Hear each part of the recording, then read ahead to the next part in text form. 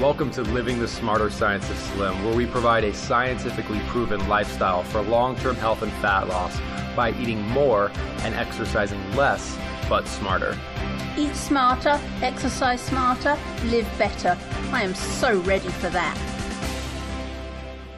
Hey everyone, Jonathan Bailor here with another bonus Smarter Science of Slim podcast, and really have a special treat today because we're talking with one of my favorite authors in the world. Her message is one that resonates so deeply with me. In fact, when I was reading her their New York Times best-selling book, It Starts With Food, there was a line in there which I literally want to get plastered on my wall. And it's something along the lines of, we're concerned with results, not history. And I just thought that was so profound. And she is, like I mentioned, one of the co-authors of It Starts With Food, the New York Times best-selling book. She's the founder and proprietor of Whole9Life.com, where you can find the Whole30 form, which is totally free and awesome. She is none other than Melissa Hartwig. Welcome to the show, Melissa. That is like the best introduction I've ever had. I just want you to follow me around and introduce me like that to everybody I meet.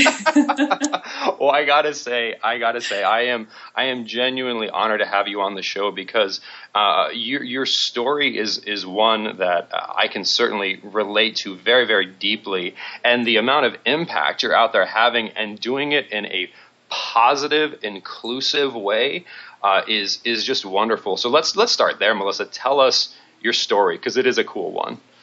Well, you know, my husband Dallas and I have been working together in kind of a fitness nutrition capacity for many, many years. We ran a strength and conditioning facility together for about a year or so before we started to focus more on nutrition and kind of well-rounded health and fitness, more of like a holistic approach, I guess you'd say. And we had the blessing of our friend and mentor, Rob Wolf, to kind of help us out down that track. This whole thing really kind of came to a start, though, with what was the creation of our Whole30 program back in April 2009. Dallas and I were sitting around after a really tough Olympic lifting session talking about the Rob Wolf seminar we had just attended and, you know, wondering whether we cleaned our diet up just that last like 10%, whether it would make a significant difference in our training and our recovery. And I remember so clearly sitting around on the gym floor, like sweaty and tired. And I was like, well, I would do that. Like, when do you want to do it? And he looked at me and was like, how about right now? And I was literally eating Thin Mints, a box. I was eating a box of Thin Mints and I like looked at my Thin Mint and was like, fine. And that's really kind of how the Whole30 was born, as we decided to do this squeaky clean 30-day kind of paleo style eating plan, but we put some additional sort of parameters around it because I tended to have some kind of neurotic tendencies when it came to food. I tended to get a little OCD with my food. I tended to get a little too restrictive. I focused too much on the scale and, you know, my body weight. So we kind of approached this as a like, can we figure out how to change my relationship with food at the same time as kind of cleaning up my diet? And the experiences that I had were so amazingly profound. When I say life-changing, it's like one of the most important events I feel like in my life, this experience I had. And from there, really the rest is kind of history in terms of Whole9 and our Whole30 program. Well, tell me a little bit about that history here, Melissa, because I think your focus on results and your energy and your enthusiasm has really, I mean, to be very clear, there's a lot of people in the paleo/ancestral space, but you and Dallas have really separated yourself out in a very positive way. And I think it has to do a lot with your message and just how positive and charismatic you are and how passionate you feel about it. What do you think has led you to have such a unique ability to change so many lives? I mean, I think that's super flattering. I think that a lot of it is just the personal experience I had and the empathy I can have with people, men and women, but really especially women who come from a culture of body image issues, a dysfunctional relationship with food, perhaps a history of addiction or disordered eating behaviors or other sort of addictive behaviors. I understand what it comes from, what it means to come from that place. And, you know, some of the 30-day paleo challenges that just talk about eliminating certain foods and only eating certain foods, like, it's fantastic. It gets people a good part of the way, but this is so much psychology. Mm-hmm. There's so much psychology in what we do. You understand that. You talk about that. So I think being able to separate yourself from just the technical aspects of the program. Like, it's not that people don't know what to eat. If they didn't know what to eat, I just give them my shopping list and it would be like the shortest conversation ever. It's understanding how to motivate and inspire change. It's understanding how to get people to think about this from a different perspective. This isn't about your body weight. It's not about the number on the scale.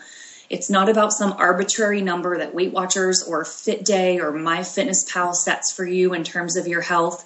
This is about changing your relationship with food and feeling like you are in a place where you can develop some self-kindness and some grace and some just a healthy, self-image and self-confidence. There's so much more than just the food. And we really try to incorporate that into our program and our message.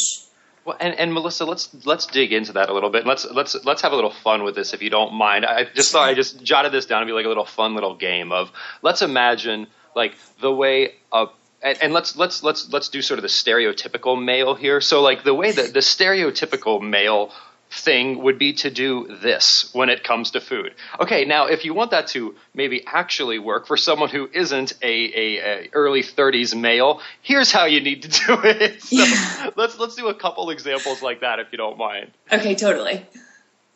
So if you are, and we talk about this in our seminars, if you're a 22-year-old boy who's living at home in your parents' basement and your mom cooks your food and you don't have any stress and you don't have a mortgage and you don't have bills and you exercise and have lots of free time and some disposable income, your relationship with food and what you're doing with your diet looks a whole lot different than 40-year-old mother of two who's got a job and her husband works and she's taking care of the kids and there's financial stress perhaps and there's, relationship stress. There's always time stress and she's got 20 additional years of creating these habits and relationships with respect to food.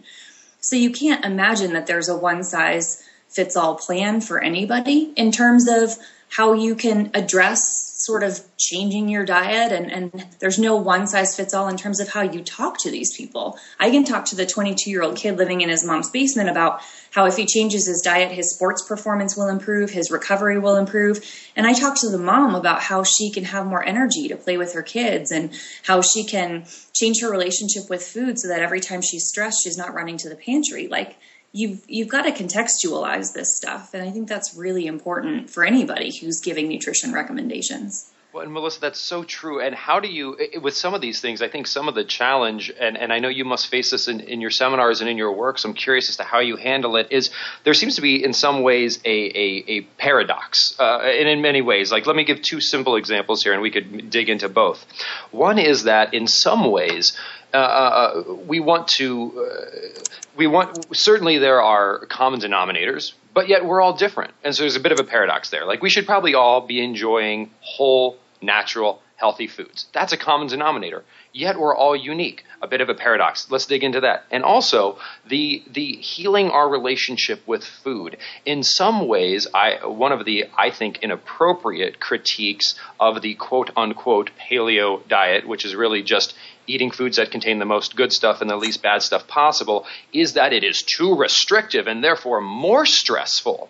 So again, sort of a paradox there. So let's dig into the first one first and the second one second. So we're common, yet we're different. How do we address that? I think you totally hit the nail on the head. There are some commonalities. I think everybody, literally everybody, would be better served in terms of their health to eat nutrient-dense, unprocessed whole foods. That's kind of just a given for me. And we know from the scientific research, we know from our clinical experience and testimonials that there are some foods that tend to be generally problematic for a good number of people. Mm-hmm. So, if you want to make a generalization, you can say eat these whole, unprocessed, nutrient-dense foods as often as possible and consider eliminating some of the most commonly problematic foods for a period of time to see how they influence or affect you. And that's sort of the blend between the common denominator and the we are all different. It's like the tip of that pyramid that we talk about in It Starts With Food, the self-experimentation. I can say, in general, I believe grains make people less healthy. But until you take on that experiment yourself, eliminate them for 30 days, reintroduce them, evaluate how they make you feel physically, mentally, how they affect your quality of life, you won't know specifically how they're affecting you. Mm-hmm. So, common denominators, we can put a program out like the Whole30, which we feel like is a really good, solid foundation for getting people to a place of good health.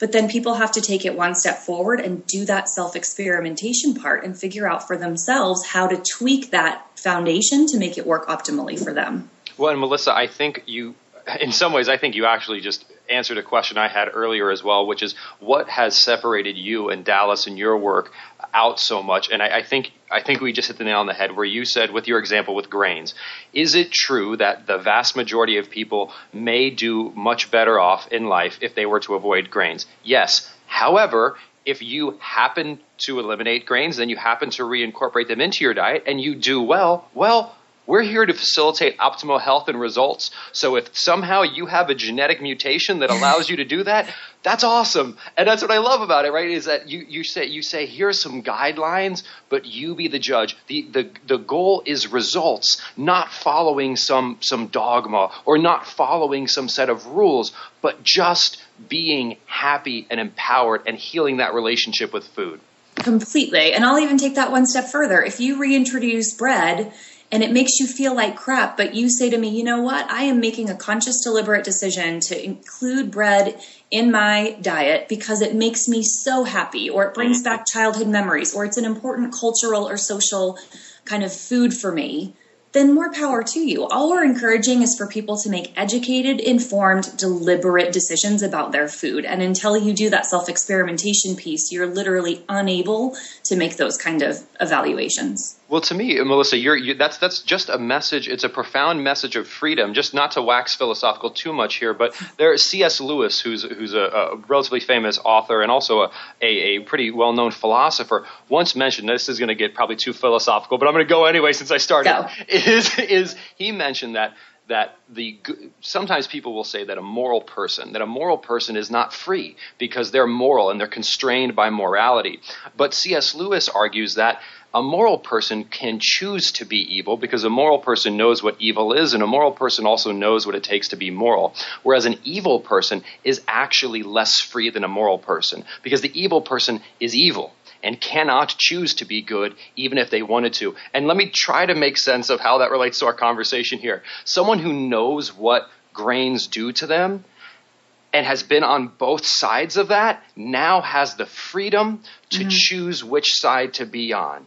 And that's really, I think, what you're talking about here is go to the other side and give yourself the ability to make that choice rather than having other people, such as food manufacturers or marketers, make it for you. Completely. I follow you 100%. Absolutely. We're trying to empower people here, and we're trying to get them to increase their awareness. And when you do that, that's where you have, as you mentioned, kind of that concept of food freedom. I love it. Well, that's the second paradox I wanted to dig into with you, is this, let's call it the stress paradox, where I personally have found, and it sounds like you've found too, that once you get more in touch with natural whole foods, it reduces stress levels dramatically. Like I think about food almost not at all now. And I used to think about it all the time back when I was in more of the old school traditional technique. But a lot of people think this is so stressful. How do we bridge that gap?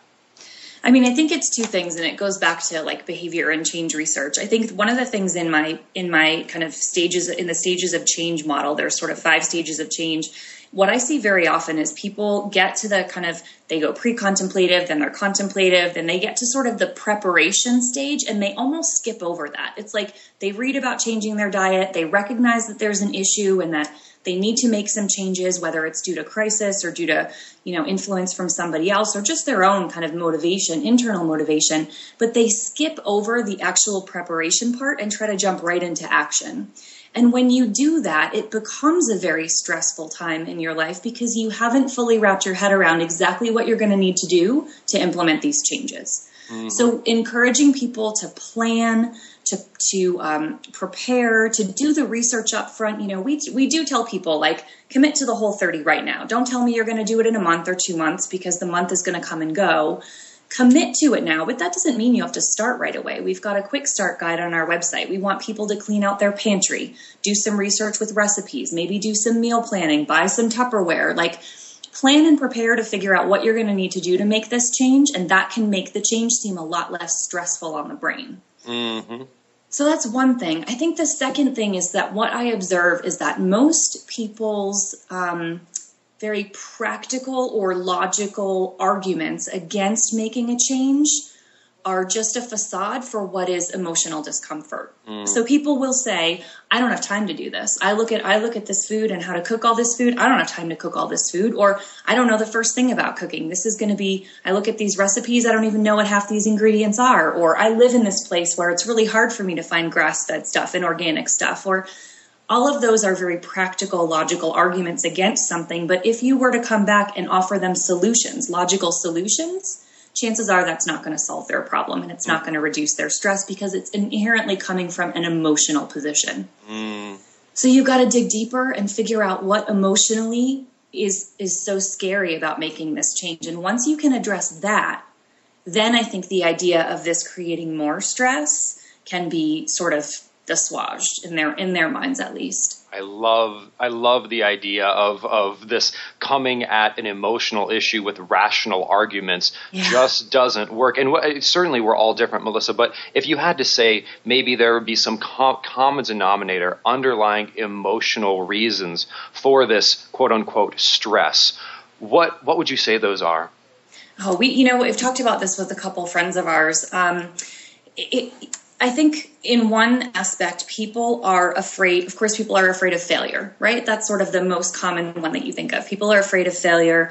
They've tried this before. They've tried dieting before. They've tried to lose weight before. They've yo-yoed. Every time they do it, they tell people they're going to do it. They start to do it, and then they fail. So they're afraid of trying because they're afraid of failing. Less commonly understood, I think, is that people are afraid to actually succeed.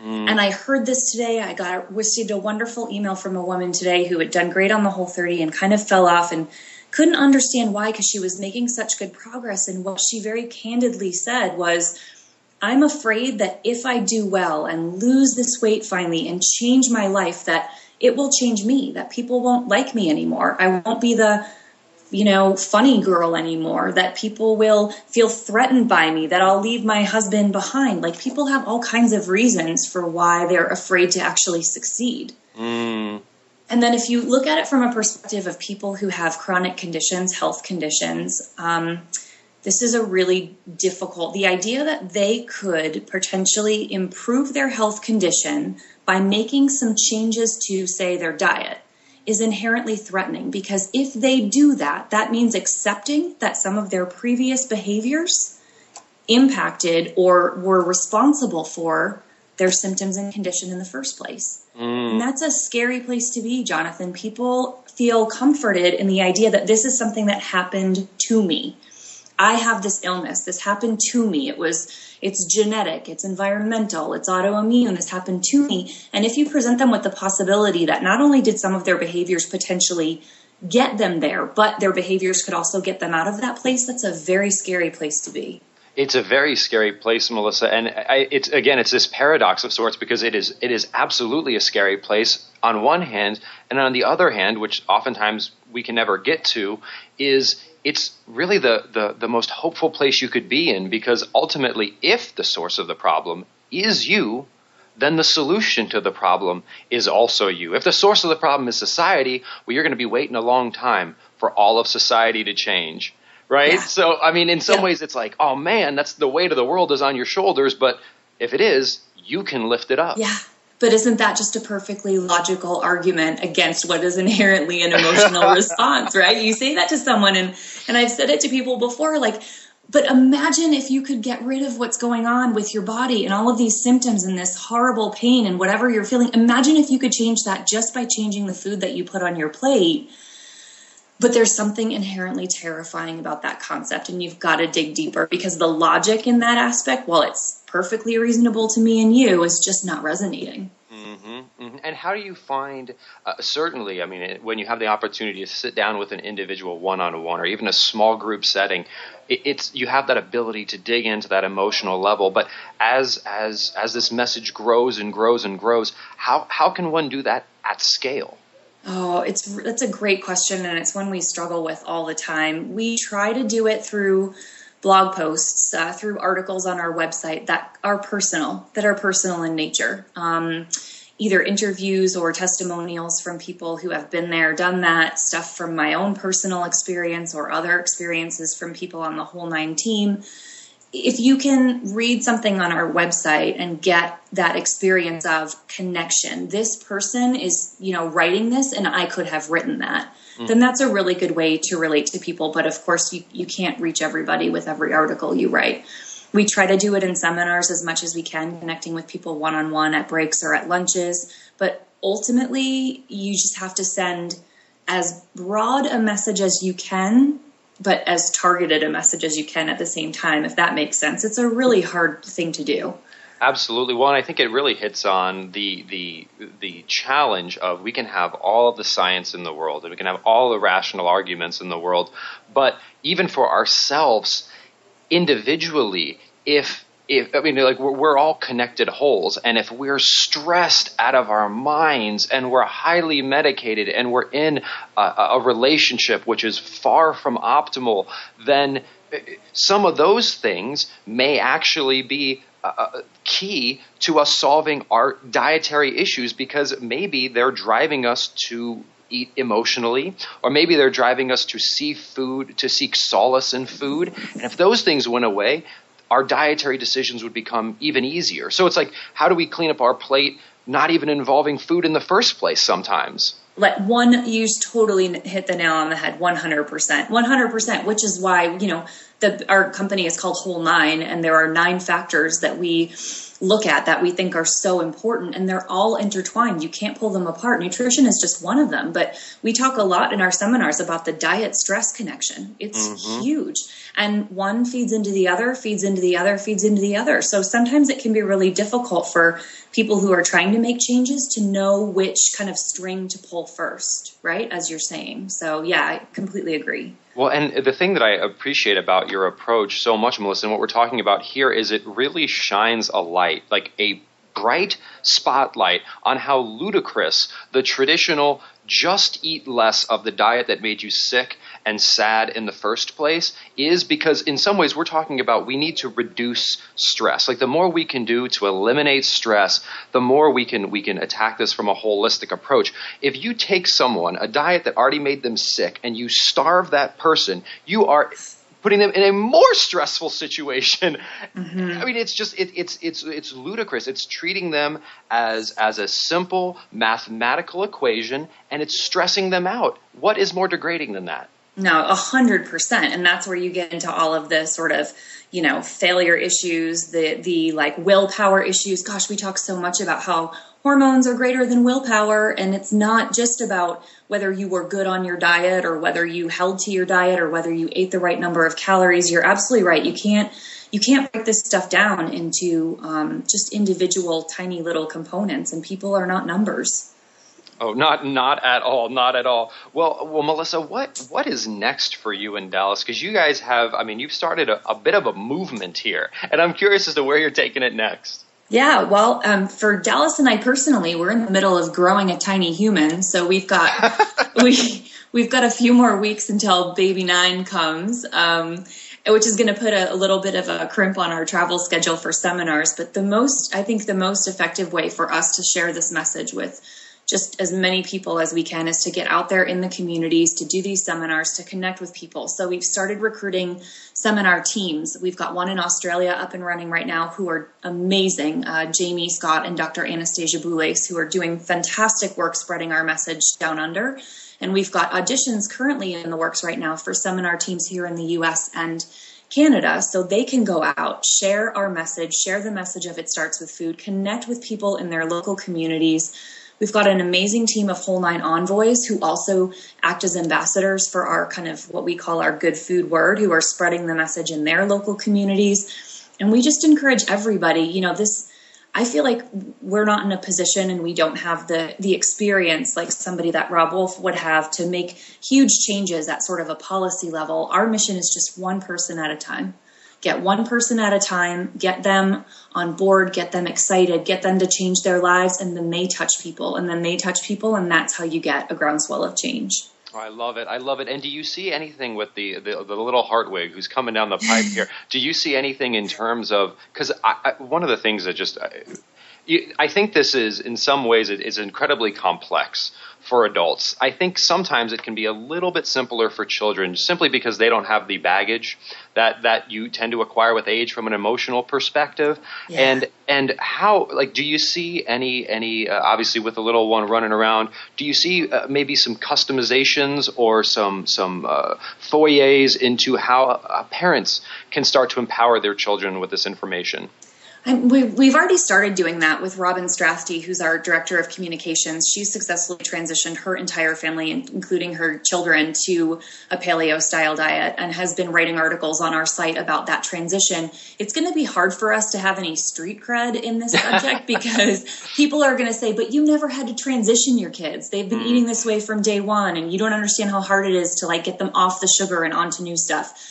But, you know, I'd like to write more about it. I'd like to write about our experience. But one of the things I've learned is don't write about something unless you've experienced it. Yep. So I'm not going to start talking about how to make, how to transition kids into this way of eating and what to do when like grandma or uncle, Bill is offering sugar. I'm not going to write about that till it happens and I get some actual experience with it. Oh, that's funny. That's funny. Yeah, I've always been interested to see, because this is going to start happening more and more. The idea of eat things that do as much good for you and as little bad for you as possible is not a fad. That is something that's not going to go away. So I think almost like you have vegetarians who are it is considered a lifestyle. No one goes to a vegetarian and says, "Oh, you're dieting, you're on the vegetarian diet." Just like no one would go to someone who's kosher or halal and say, "Oh, you're on the kosher diet." And certainly those children are brought up in these environments, and I'm curious as if we start to see something like that happen here for eating real, natural, whole foods.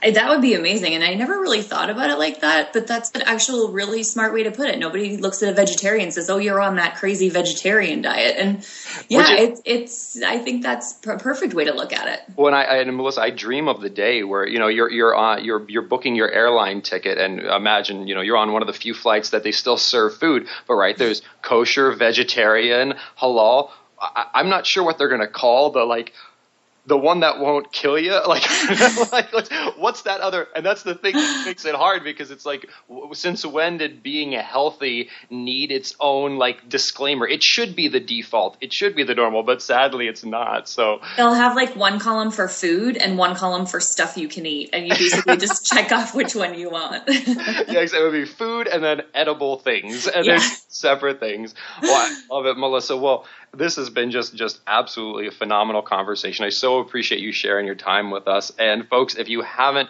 checked out Melissa and her wonderful husband Dallas's work, please do so. Their New York Times best-selling book is called It Starts With Food, and it is phenomenal. And their website is whole9life.com, and they have an amazing amount of free resources there. One of the best of which is their Whole30 forum, which is totally free, which is totally awesome. And Melissa, I really do appreciate you sharing your insights with us here today. Thank you so much for having me. This has been a really great discussion.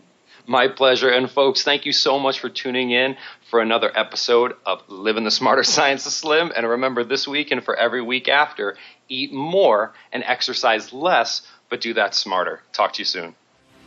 Wait, don't stop listening yet. If you like the podcast, if there's other ways we can help you, please join us in the Smarter Science of Slim support group, which is freely available at the Smarter Science of Slim website, smarterscienceofslim.com. There you'll find all kinds of free recipes and success stories and just all kinds of fun stuff, like how to help your kids go sane and just great community content.